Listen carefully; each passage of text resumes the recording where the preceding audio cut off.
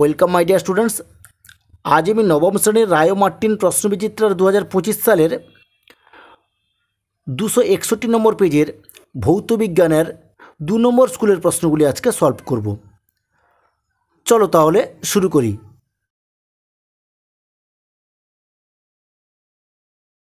School number 2 এর group এ একের দেখিয়েছে সঠিক উত্তরটি নির্বাচন করে পূর্ণবাক্যে লেখো। একের দেখিয়েছে এসআইতে একটি মূল একক হলো, উত্তরটা হবে এর অপশানটি সঠিক হবে কিলোগ্রাম। 2 দেখিয়েছে দৈর্ঘ্য পরিমাপের সবচেয়ে বড় একক হলো, ডি এর অপশানটি সঠিক হবে পারসেক। 3 দেখো কার্যের মাত্রিয় সংকেত হলো, এখানে সি এর অপশানটি সঠিক হবে। 4 দেখিয়েছে সমত্বরণে গতিশীল একটি কণার প্রাথমিক বেগ ইউ, অন্তিম বেগ ভি হলে কণাটির গড় বেগ হবে, এখানে বি এর অপশানটি সঠিক হবে। 5 দেখিয়েছে 1 mg ভরসম্পন্ন একটি বস্তুতে 1 ডাইন বল প্রয়োগ করলে বস্তুটির ত্বরণ হবে, এখানে বি এর অপশানটি সঠিক হবে। 6 দেখিয়েছে আলফা কণা হলো, এখানে বি এর অপশানটি সঠিক হবে। 7 দেখিয়েছে একটি ত্রিযোজী ক্যাটায়নে ইলেকট্রন সংখ্যা 10 হলে মৌলটির পরমাণু ক্রমাঙ্ক হবে, এখানে সি এর অপশানটি সঠিক হবে। 8 দেখিয়েছে প্রদত্ত কোন পরমাণুতে কেবলমাত্র একটি কক্ষপথ বর্তমান, এর উত্তরটা হবে এর অপশানটি সঠিক হবে হাইড্রোজেন। এরপরে দেখো গ্রুপ বি 2 দেখিয়েছে নিচের প্রশ্নগুলির নির্দেশ অনুযায়ী অতি সংক্ষিপ্ত উত্তর দাও, বিকল্প প্রশ্নগুলি লক্ষণীয়। 2 দেখিয়েছে সত্য বা মিথ্যা লেখো। অভিকর্ষের ক্রিয়ার অবাধে পতনশীল বস্তুর গতি ত্বরণহীন হয়, এটা মিথ্যা হবে। 2 দেখিয়েছে দুটি লোহার বলের ওজন 1 কেজি ও 50 কেজি, একই বেগে একই দিকে বল দুটি গতিশীল, কোন বলটির গতিজাড্য বেশি, এখানে হবে 50 কেজির বলটির গতিজাড্য বেশি। 2 অথবা দেখো নিউটনের কোন গতিসূত্র থেকে রৈখিক ভরবেগের সংরক্ষণ সূত্র প্রতিষ্ঠিত হয়, উত্তরটা হবে তৃতীয় গতিসূত্র। গতিসূত্র 2 দেখো শূন্যস্থান পূরণ করো, ক্রিয়া ও প্রতিক্রিয়া পরস্পরকে ড্যাশ করতে পারে না, এটা হবে প্রশমিত।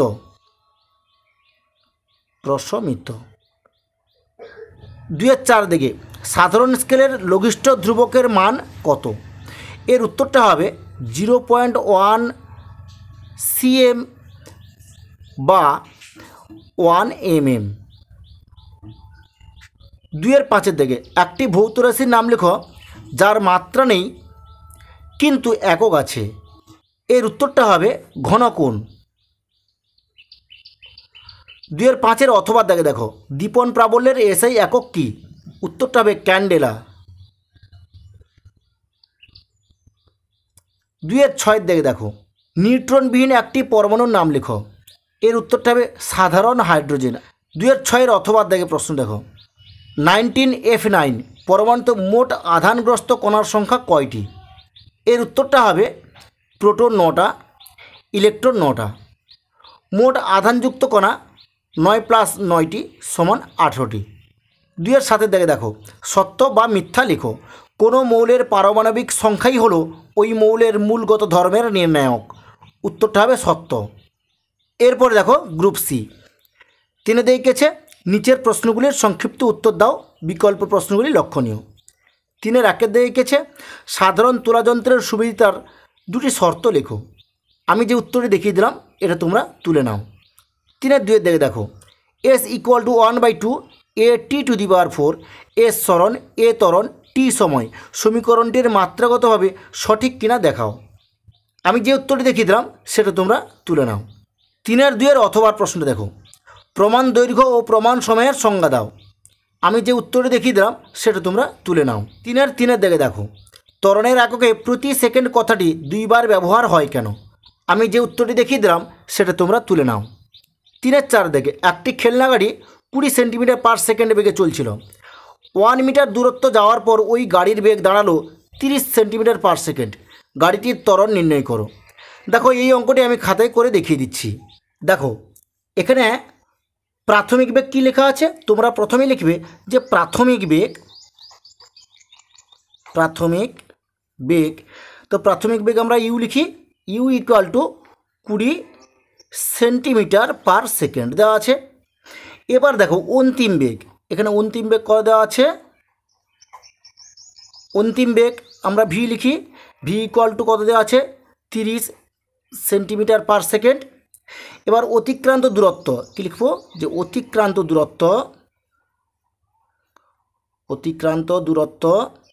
এবার অতিক্রান্ত দূরত্বকে আমরা এস লিখি, এস ইকুয়াল টু এখানে কী লিখবো তাহলে 1m, মানে 1 মিটার বলেছিল, ইকুয়াল টু এটাকে সেন্টিমিটার আগে করবো, তাহলে কী হবে 100 সেন্টিমিটার করে নিলাম। এবার এর ত্বরণটা কত আমরা বার করব, কী লিখবো যে ত্বরণকে আমরা এ লিখি ইকুয়াল টু কত। দেখো আমরা কি জানি, আমরা জানি ভি স্কোয়ার ইকুয়াল টু ই স্কোয়ার প্লাস 2as, আমরা এই সূত্রটা জানি। এবার দেখো আমি এবার এর মানটা আমি বার করে নেব, তাহলে আমি এটাকে ওপারে নিয়ে নিচ্ছি, তাহলে কী লিখবো, বা আমি এটাকে এই মানে 2asটাকে আমি ওইদিকে লিখে নিচ্ছি, তাহলে কী লিখবো 2as লিখে নিলাম। এবার আমি এটাকে এদিকে নিলে তাহলে কী হবে V square minus U square হয়ে গেল। এবার এর মানটা আমি বার করবো বলেছিলাম, তাহলে এ ইকুয়াল টু তাহলে কী হবে V square minus U square by 2as হবে।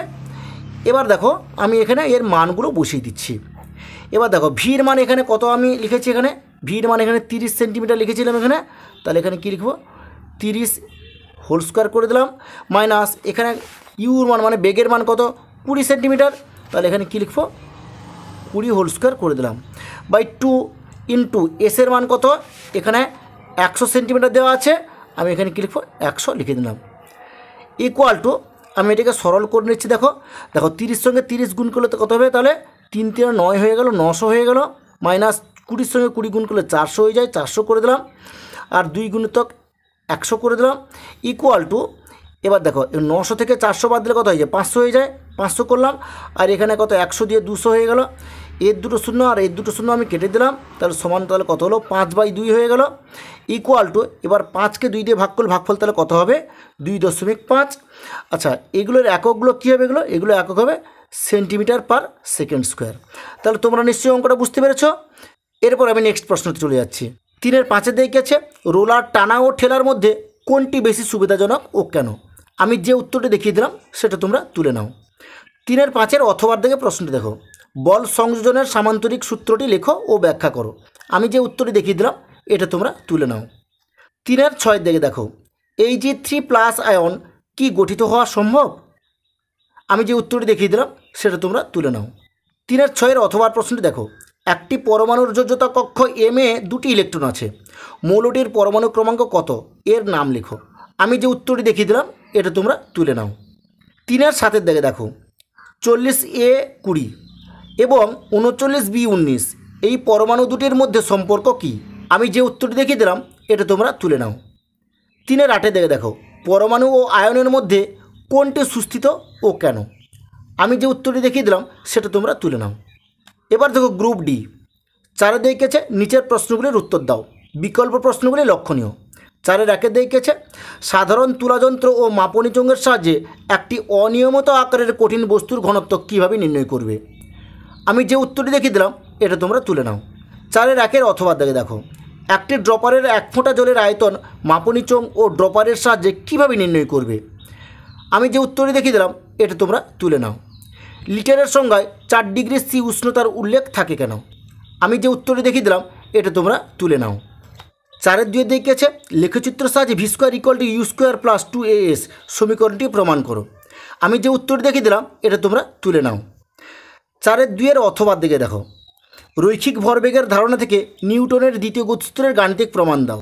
আমি যে উত্তরটি দেখিয়ে দিলাম এটা তোমরা তুলে নাও।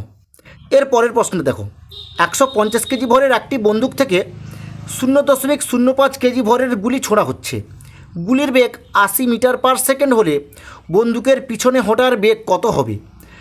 দেখো এইটা আমি অঙ্ক করে দেখিয়ে দিচ্ছি। দেখো তোমরা প্রথমে লিখবে গুলির ভর,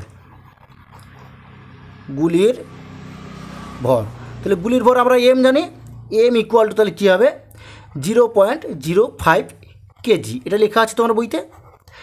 এরপরে লিখবে গুলির বেগ, গুলির বেগ। তো গুলির বেগ আমরা ছোট ভি ধরে নিচ্ছি, ইকুয়াল টু তাহলে কত হবে 80 মিটার পার সেকেন্ড। এবার দেখো বন্দুকের ভরটা লিখব আমি, বন্দুকের ভর। তো বন্দুকের ভর আমি বড় আমি লিখে নিচ্ছি, ইকুয়াল টু এখানে তোমার বইতে আছে কত 150 কেজি, আমি 150 কেজি করে দিলাম। এবার বন্দুকের পিছনে হাঁটার বেগটা কত সেটা আমি বার করবো। তাহলে কী লিখবো যে অতএব বন্দুকের পিছনে হটার বেগ, এটাকে আমি বড় ভি ধরে নিলাম, ইকুয়াল টু কত, এটা আমাকে বার করতে হবে। দেখো ভরবেগের সংরক্ষণ সূত্র অনুযায়ী আমরা সূত্রটা কী জানি, তাহলে এখানে কী লিখবো যে ভরবেগের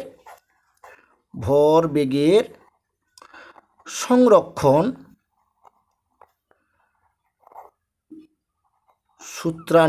সূত্রানুযায়ী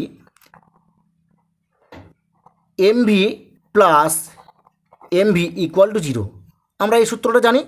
এবার আমি এখানে আমি যে যার মানগুলো বসিয়ে দেবো। দেখো এখানে ছোটো এম এর মান কত আছে 0.05 কেজি লেখা আছে, তাহলে আমি এখানে কী লিখবো 0.05 লিখে দিলাম, ইন্টু ছোটো ভি আছে কত 80 আছে, এখানে 80 লিখে নেব, প্লাস এম এর মান কত আছে 150, তাহলে এখানে কী লিখবো 150 লিখলাম। এবার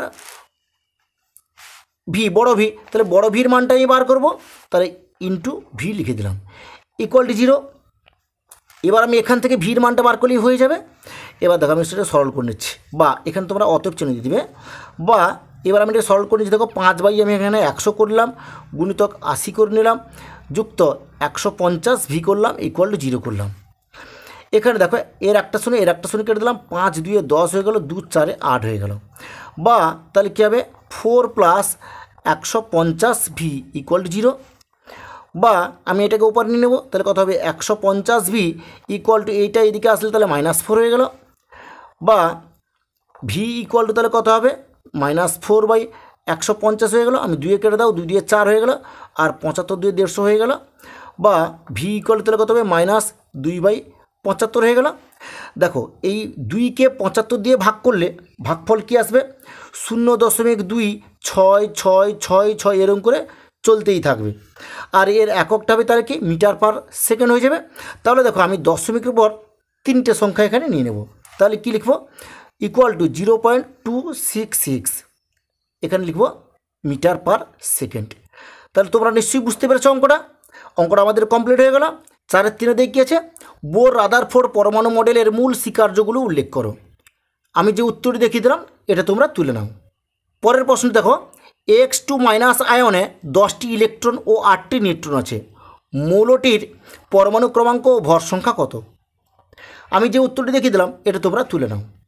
এরপরে 4-এর 3 অথবা প্রশ্নটি দেখো 238U92 নিউক্লাইডটি থেকে 3টি নিউট্রন কণা বেরিয়ে গেলে নতুন নিউক্লাইডটিকে কিভাবে প্রকাশ করবে?